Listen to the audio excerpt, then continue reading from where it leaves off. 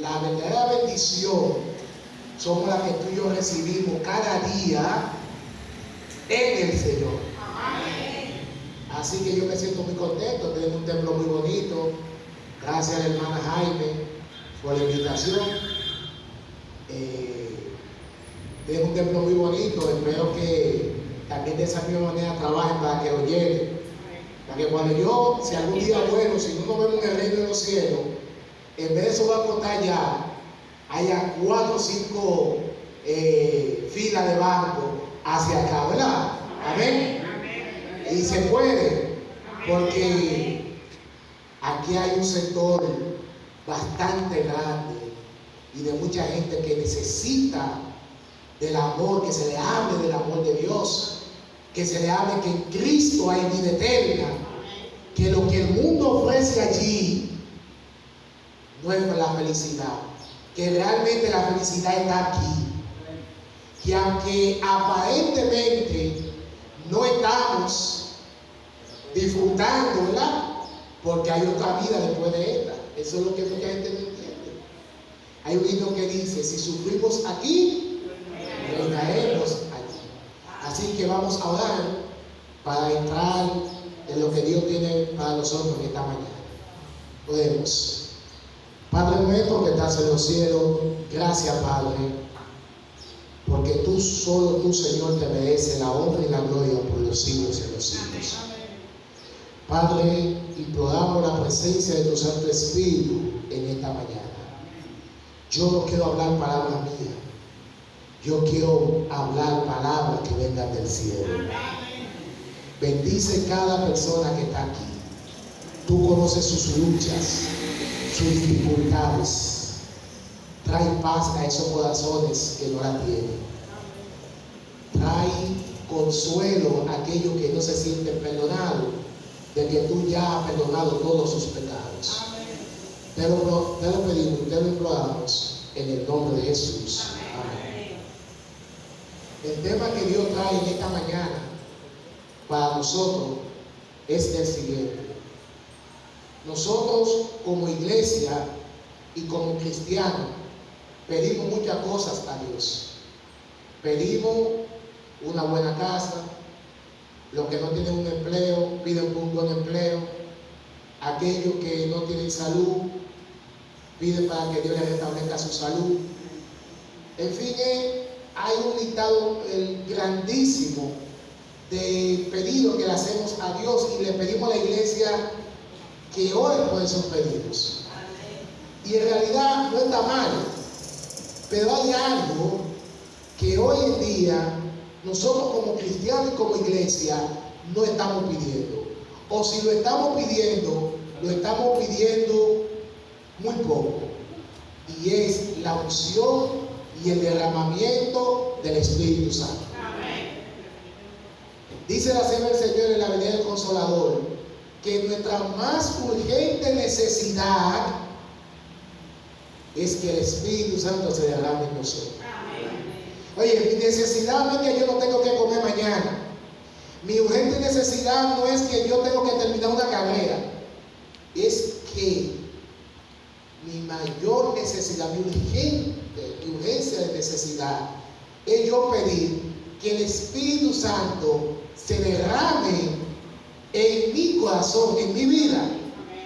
Porque el que a Dios tiene, todo lo tiene. Escuche bien, el que tiene a Dios, todo lo tiene. Porque cuando usted tiene a Dios, usted tiene al Dios que hizo los cielos y la tierra. Usted tiene al Dios que hizo las condiciones para que vivamos en esta tierra. Entonces, si usted tiene ese aliado como amigo, mire, hermano, por eso Pablo dijo: si Dios es conmigo, ¿quién contra mí? Porque al que tiene a Dios, al que tiene el Espíritu de Dios, el que tiene el Espíritu Santo, hermano, todas las cosas le es posible de acuerdo a la voluntad de Dios. Aparentemente, el diablo tiene control de todo. aparentemente, porque el mundo lo ha elegido a Él como el Dios de este siglo.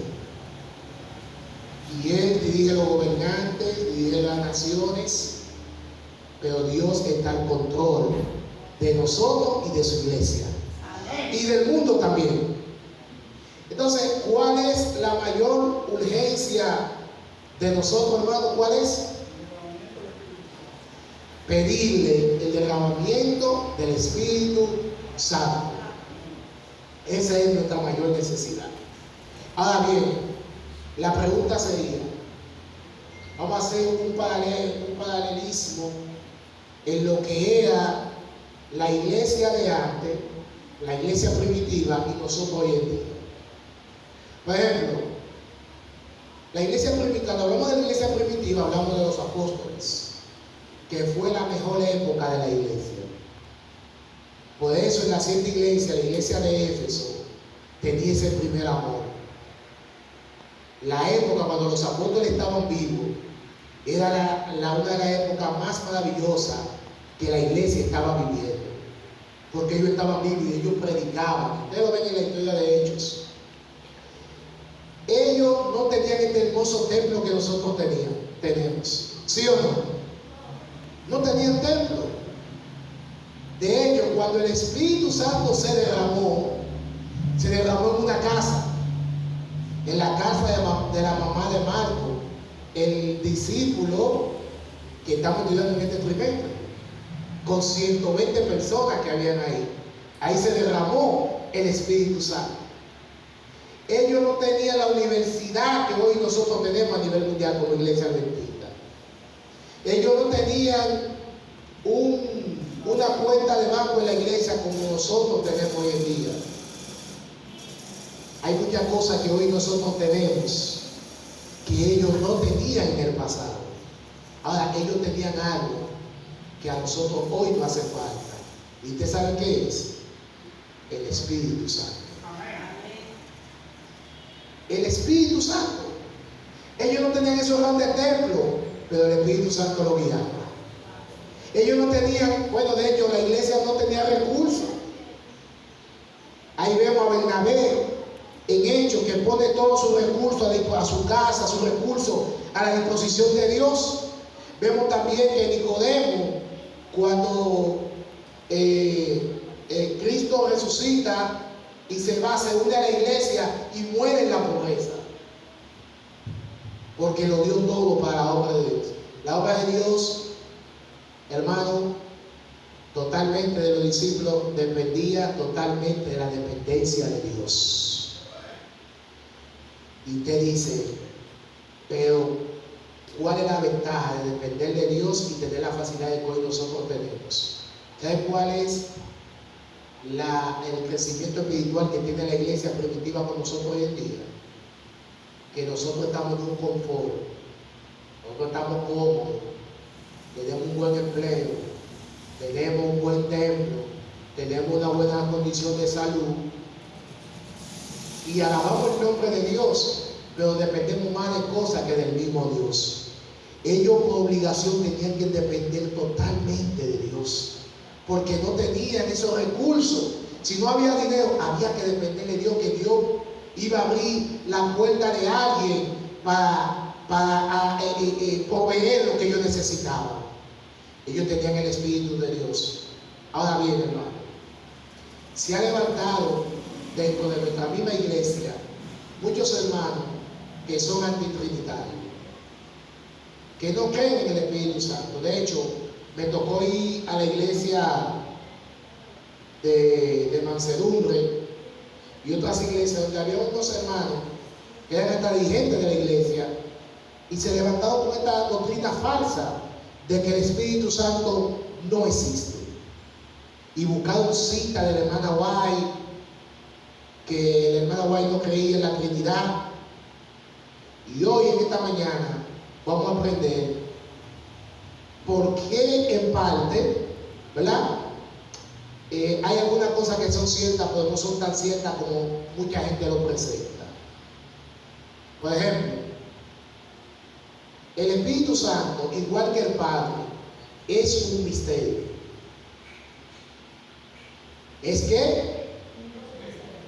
¿qué es? No se escucha. ¿Qué es? Misterio. Entonces, si es un misterio, eso me quiere decir que no todo lo que yo veo está detallado. Ahora bien, tú y yo estamos por fe creyendo, ¿verdad?, que vamos a ir al reino de los cielos por la eternidad. Entonces, no te compliques la vida tratando de entender algo que es un misterio cuando tú vas a tener toda la eternidad para yo explicarte.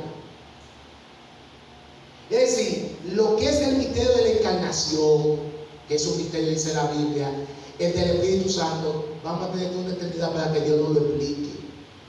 Allá usted va a tener todo el tiempo que usted quiera haciendo preguntas de lo que usted quiera y Dios le va a contestar. Porque imagínense, hermano, si Dios se sienta con usted, ya lo hemos visto en la Biblia, Dios se sentó con Job, Job le llegó un sufrimiento, se le complicó el asunto a Job y Dios lo sentó ahí, Dios empezó a hacerle preguntas. Y yo le hago la pregunta a ustedes, ¿le contestó Job a Dios? No le contestó. Entonces el Espíritu Santo es que, ahora la palabra de Dios me ha revelado a mí, cuando en San Juan 17 Jesús dice, y enviaré otro consolador. ¿Sabes lo que significa la palabra griega ahí? Yo enviaré otro igual que yo. Es decir, el Espíritu Santo, aunque es un misterio, es una persona, porque dice que le prohibió a Bernabé y a Pablo ir a un lugar. Dice Efesios capítulo 4 versículo 30 que se entristece. Si se entristece es porque tiene emociones, y si tiene emociones es porque es una persona. ¿Me doy a entender? Jesús dijo una palabra, que el único pecado imperdonable en contra del Espíritu Santo, que es la blasfemia contra el Espíritu Santo. Cuando los escribas y fariseos entendieron que él echaba fuera a los demonios por el diablo, ¿saben dónde está ahí la blasfemia del Espíritu Santo? Cuando usted le atribuye lo que el Espíritu Santo hace en una persona, se lo atribuye a Satanás. Y eso fue lo mismo que hicieron los escribas y fariseos. Entonces el Espíritu Santo es una persona, guía, oye. Dice que también es intercesor. ¿Quién es nuestro intercesor en el cielo? Cristo. Pero también dice Pablo que el Espíritu Santo gime, intercede y perfecciona nuestras oraciones delante del Padre.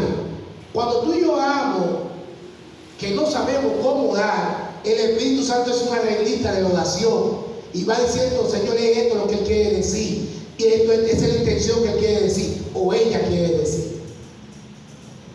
Entonces el Espíritu Santo es que una persona y forma parte de la Trinidad. Otra cosa que dicen es que la palabra Trinidad no aparece en la Biblia. Bueno, es cierto, no aparece la palabra Trinidad. Pero el hecho de que la palabra Trinidad en el original griego no aparezca, no quiere decir que una cosa no sea así. Por ejemplo, vamos a poner un ejemplo de la Biblia.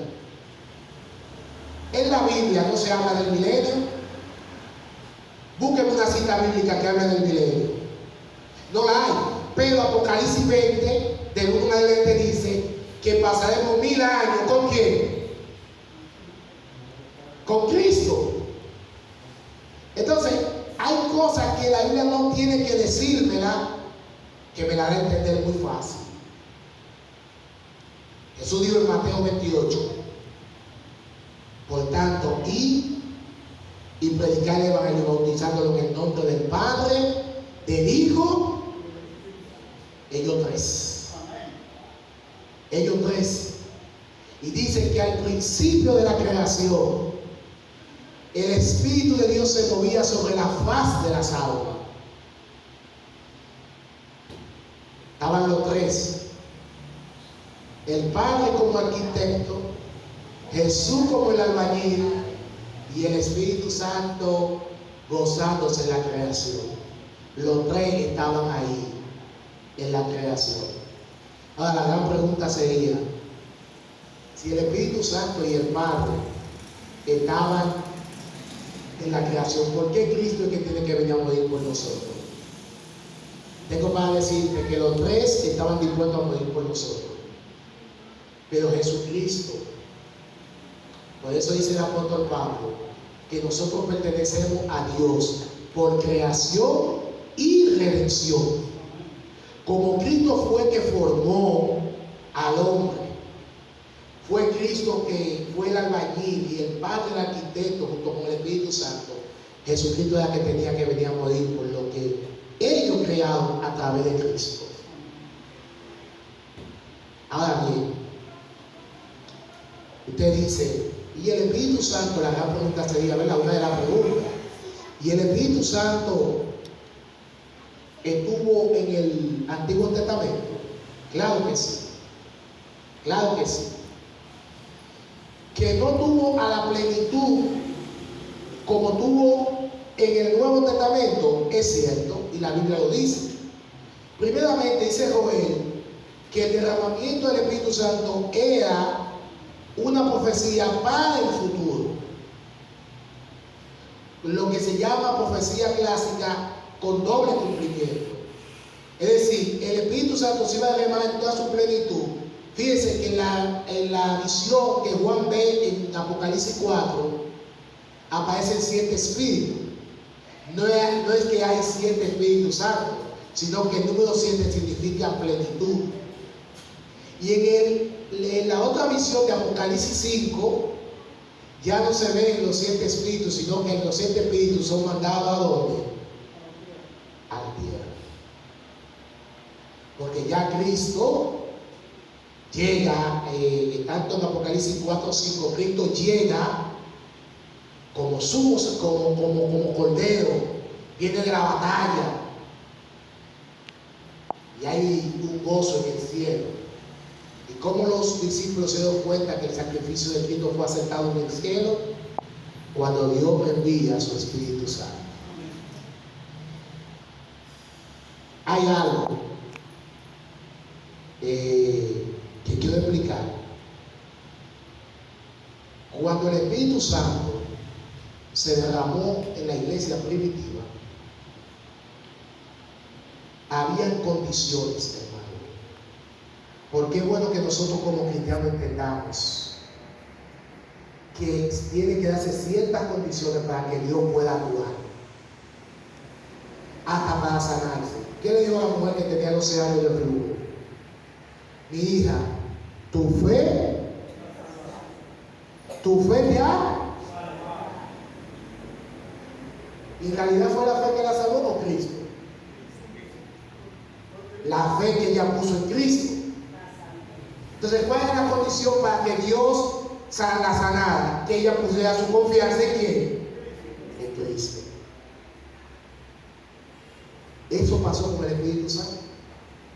Los discípulos, ustedes vieron al principio que una madre va y se le acerca a Jesús como algo normal. La madre quiere lo mejor para sus hijos, ¿sí o no? Y le pide, le dice, mira, Juan, es tu reino, pero no en el reino de los cielos. Porque ellos estaban igualitos que los escribas fariseos, no tenían el concepto de lo que es el reino de Dios. Dice, mira, yo quiero que tú me pongas uno a la derecha y otro a la izquierda. En pocas palabras, yo quiero que este sea vicepresidente y este sea secretario de tu reino. Tenían un concepto de que el reino de Cristo era como terrenal.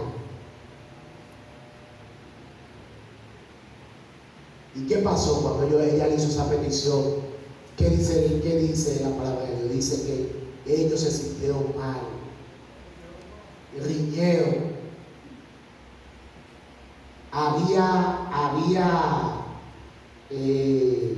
No había amor entre ellos, había problemas en la iglesia primitiva. Recuerden cuando Jesús, aún en la presencia de Jesús, se pusieron a discutir de quién iba a ser primero. Y Jesús, delante del maestro, yo voy a ser primero, yo voy a ser, yo. Jesús lo escuchó cómo estaban riendo. Y dice que Jesús agarró un niño.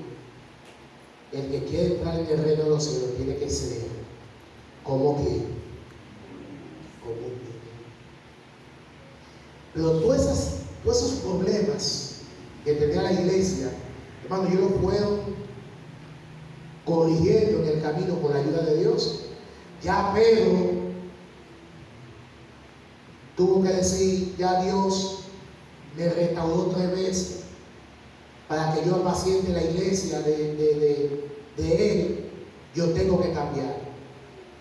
Pero había ciertas condiciones que había que cumplirse para que el Espíritu Santo se derramara. ¿Y cuáles eran esas condiciones? La siguiente. Judas se quitó la vida, ¿verdad? Eran 12 discípulos. Y es bueno que entendamos, hermano, que yo he escuchado por ahí, no sé de dónde ha salido de eso, porque la Biblia no lo dice. Cómo se han inventado cosas que dicen que Jesús no llamó a Judas.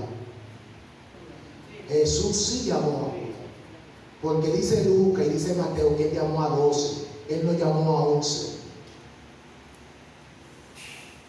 Él llamó a 12, no a 11. Judas fue llamado por Cristo. De hecho, en Mateo capítulo 10 dice que Judas participa de un milagro sacando demonios junto con los discípulos. Es importante, hermano, que todo el que se pare en un púlpito a predicar siempre diga con la palabra de Dios y el espíritu de profecía. Y ahí nadie se puede salir. Entonces, Dios sí llamó a Judas. Ahora, Judas se perdió. Y mucha gente dice, no, porque tenía que cumplirse la profecía. Alguien tenía que entregarlo. Sí, es cierto, la profecía tenía que cumplirse, pero no era necesariamente cumplirse en él. O no cumplirse, porque hay profecía que Dios la dijo. Y como el hombre cambió su forma de pensar, no se cumplió la profecía. Y la de Nínive era un castigo eminente que Dios dijo, no voy a destruir a Nínive. Ve y dile a Nínive que yo no va a quedar nada de Nínive. Y el mismo Jonás creía que esa profecía se iba a cumplir, no importa lo que pase, se iba a cumplir. De hecho, estaba tan seguro que se iba a cumplir esa profecía que se sentó abajo de una cosa a ver la destrucción. Yo imagino a él diciendo, yo voy a ver cómo estos malvados que tanto daño le han hecho al pueblo de Dios, yo voy a ver cómo se gozan ahora con tanta, porque no es un pueblo fácil. Nínive era la capital de Asiria, y Asiria fue que acabó con la 10 tribus de Israel.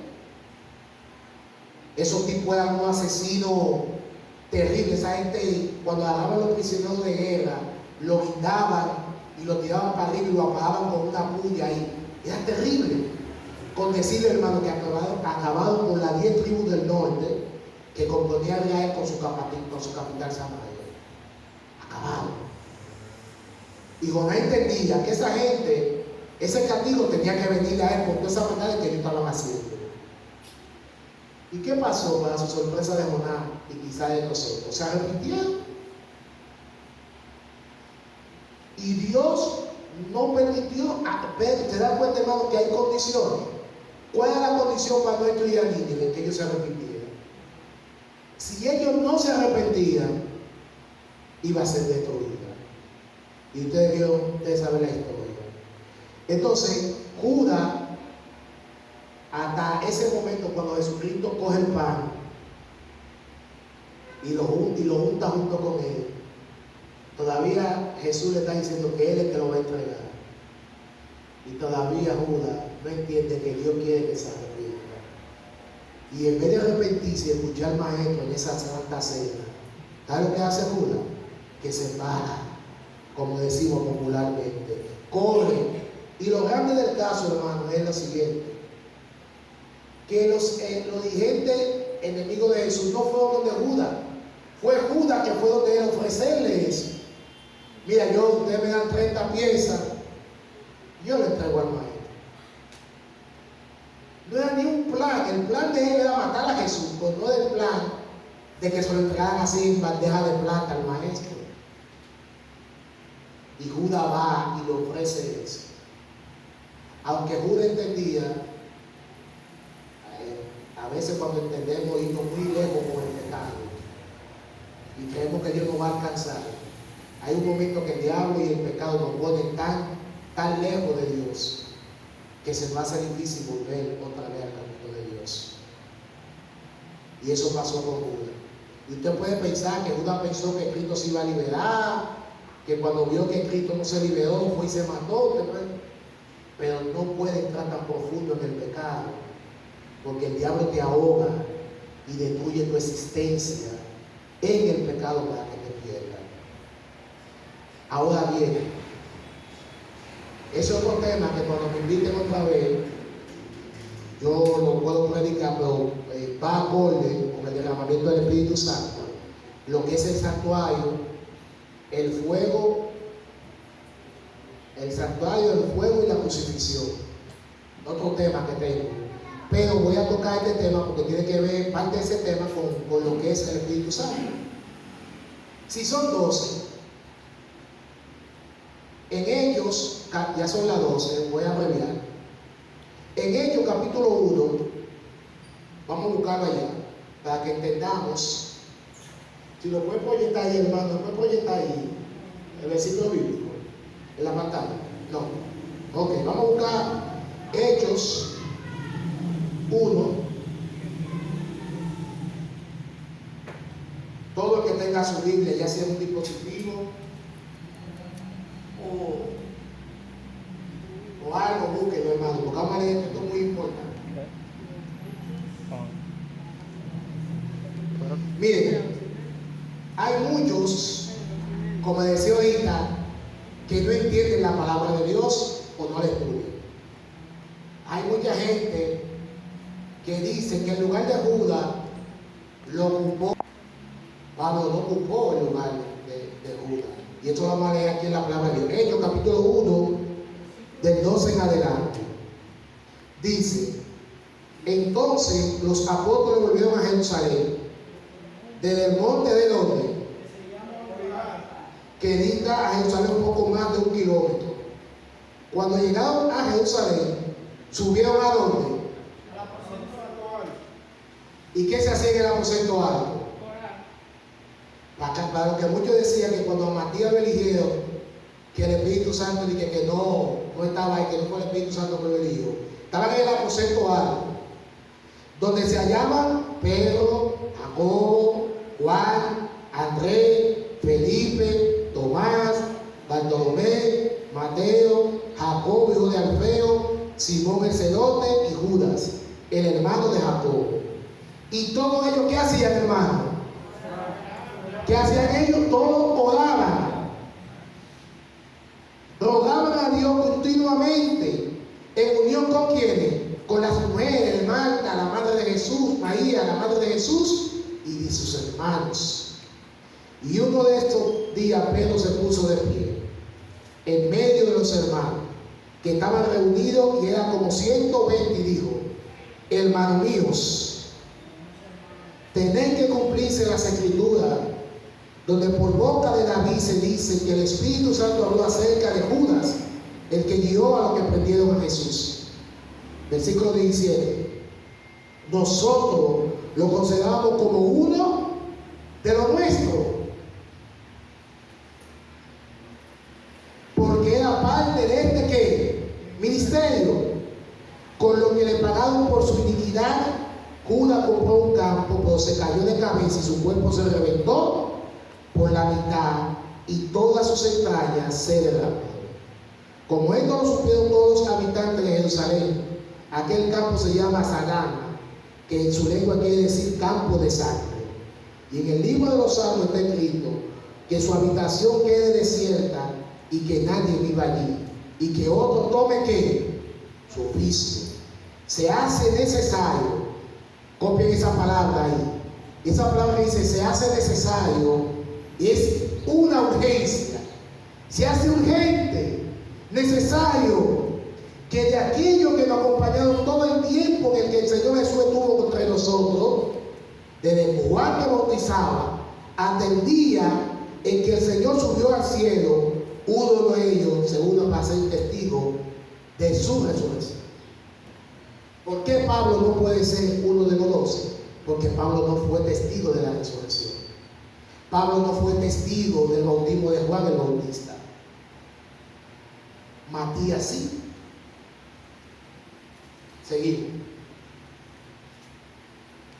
Versículo 23.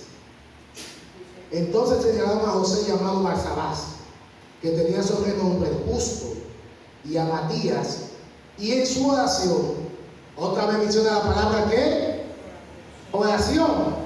Dijeron, Señor, tú conoces todos los corazones, muéstranos cuál de los dos has escogido, para que tome la parte de este ministerio y apostolado de la que Judas cayó por transgresión, para irse a donde le correspondía. Y echado la suerte y cayó en Matías, y a partir de entonces se unió a cuatro.